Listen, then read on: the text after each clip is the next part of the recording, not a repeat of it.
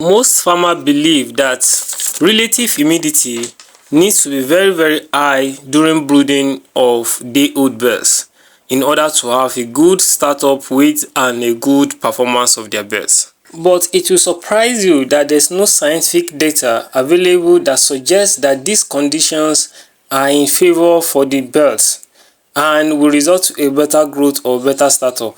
All these are not true. And most often you have to know that if you have high relative humidity during brooding, it might pose more danger to your birds than doing them good. Also, if you decide to artificially increase the relative humidity to the desired level, it might probably create more problem for your birds than it solves. In this video, I'll be showing you how to regulate and control the brooding temperature and humidity. Also, we are going to be looking at the day one result of our experimental birds Ross 308 versus Abo Acre Plus, that is Agrited and Vertex. So we'll be comparing their result and we'll see what is really happening. So if you are yet to subscribe to my channel, use this medium to subscribe, like this video, share this video and comment. Now these are our experimental broilers. If you watch the previous video before this, if you have not watched it, maybe you should go and watch the previous video I uploaded before this video. This bird came, there are from two different hatchery. We have the Agrited and we have the Vertex. They came in as 100, so we picked 10 from each of the hatchery, 10 from Vertex, 10 from Agrited. We number them on arrival and we subject them to normal feeding with the normal flocks. So now our experiment is to be checking their daily weight gain, and at the end of the 6 weeks we're able to check how the way they perform by weight and by everything, the health wise, the response to treatment, and majorly the weight gain at the end of the 6 weeks. So this is the first day. After the first day, this is after 24 hours in our farm. So after the arrival date, this is the second day. So they are 24 hours now. So we are trying to check the weight gain over the 24 hours of arriving in our farm. Remember, if you watch our previous video, we took their weight on arrival before eating. So now this 24 hours after arrival, and we number them, know how each of the birds are performing. That is why we gave them numbers on their back. We know number 4, so we know what number 4 got. Number 4 is around 60 grams, so we check what we have previously. As you can see, number 4 came in, the arrival weight of number 4 was 39.3 gram, and it moves to 60 gram, that is 20.7 gram weight gain in the first 24 hours. Number 5 came in at 35.6 gram and moved to 53.7 gram, that is 18.1 gram weight gain for the first 24 hours. This is for Agrited. We'll do that for the number 1 to 10 of Agrited and do that for that of Vertex as well. They will not check the weight gain and the way they are performing, which of the hatchery is gaining faster weight gain in the first 24 hours. So that is the purpose of this weighing, the first day weighing, so that we check which of the hatchery is converting more of the feed to flesh, and by so doing we'll calculate and we'll know what to do and check their weight gain as well. So this is what we are doing. Meanwhile, while weighing them, let me quickly talk about the temperature control and the relative humidity of the brooding house. It is high time we know the truth and deal with the truth. First thing you need to know is that the brooding temperature for the first 3 days should be between 34 to 36 degrees Celsius. Now, chicks will be well distributed and be very active at the correct brooding temperature. Even without your thermometer, you can use your eyes to judge with the way the birds are behaving. When you see them very active and distribute very well, it means the temperature is okay. Low temperature will make your chicks to group together and sound stressed. They will sound so stressed. That is one of the signal of low temperature. High temperature, on the other and will make your chicks to groups in the coldest place in the brooding room. Most of them will go and put their beak in the water. Most of them will go to anywhere that there is water spillage to just go and cool their temperature. So that signifies high temperature, and it is not good for your birds. Pasty vent may indicate a too low temperature or too high temperature. When you see your birds, one of the things that causes pasty vents at brooding stage might be temperature. Either the temperature is too high or too low. So take note. Now, what is the ideal temperature? How do you control the temperature and relative humidity of the brooding house? Most farmers often see instructions like or guidance that says brooding temperature should be between 30 to 30 something degree, while the relative humidity of the brooding house should be between 50 to 80 degree. Now the truth is, this thing is not realistic.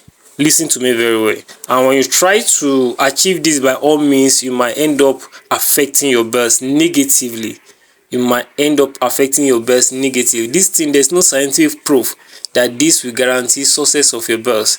So when you try to force yourself to have these combined figures, you might end up affecting your birds negatively. Now let me take you through some stuff. Relative humidity during hatching is very high. When they are hatching your day-old birds, the relative humidity of hatching is high. The reason being that the hatching machine is being kept close, and the carbon dioxide is being restricted in the machine, thereby to avoid cold spots in the machine. So this is totally different from brooding room. Your brooding room is not as regulated and close as the hatching machine. So to have that 80 degrees, 70 to 80 degree, 80% relative humidity is very not possible. It seems logical that higher relative humidity will prevent moisture loss from your birds. Yes, it seems logical, and that is the scientific argument there. But one thing you have to put in the mind is that chickens don't sweat. They don't sweat. All its moisture loss will be through breathing.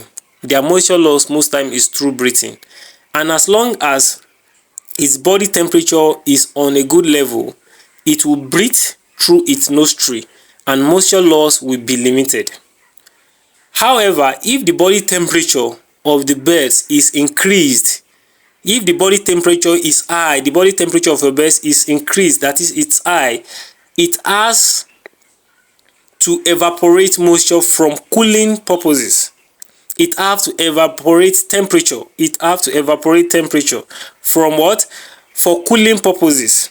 This panting will result in an increased moisture loss. You see your bird panting like this, panting, it will increase the moisture loss, as this is the way to control its body temperature in case of overeating like this period that we are.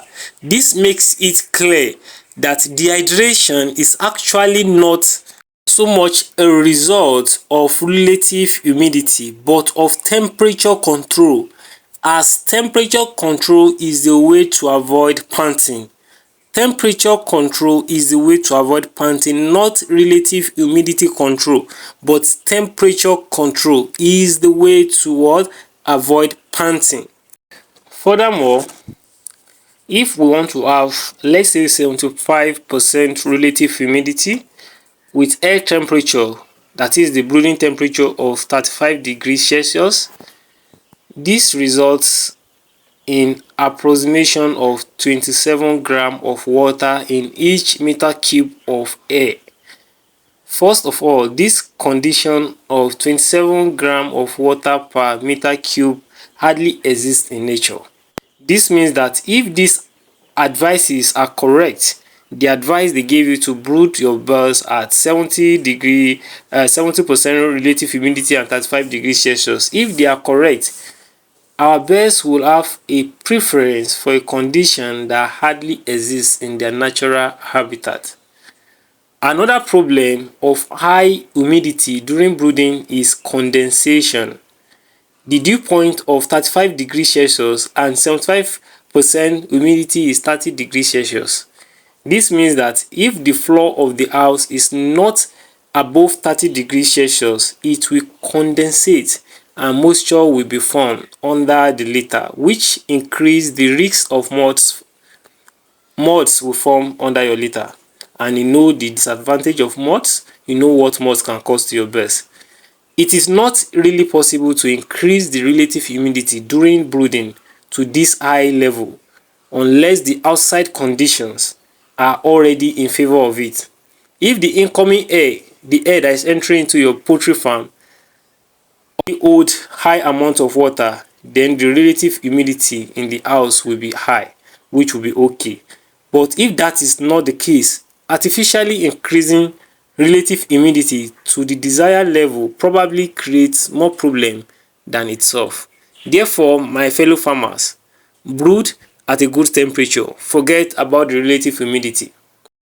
To control your temperature to a desirable brooding temperature, make sure you provide enough ventilation into your poultry house. The air that is coming into your poultry house will carry some amount of water, which will be enough to regulate the relative humidity that will help your birds to stay good and be okay. So you don't need to artificially try to improve the relative humidity of the house. Provide good drinking water for your birds. That will help to cool down their temperature. If the weather is very hot, you can make sure that the water they are taking is a bit cold. Thereby, when they drink it, it will regulate their body temperature, thereby reducing the amount of moisture lost into the air from their body. So that is another way to regulate the temperature, your brooding temperature, and that will go a long way in helping your birds. Another way is you can install AC or fan in your poultry house. That will help to reduce the temperature and provide your birds with a good result in a very short period of time. See you in my next video. Kindly share this video to other farmers, other groups, so that they can benefit as well. Bye.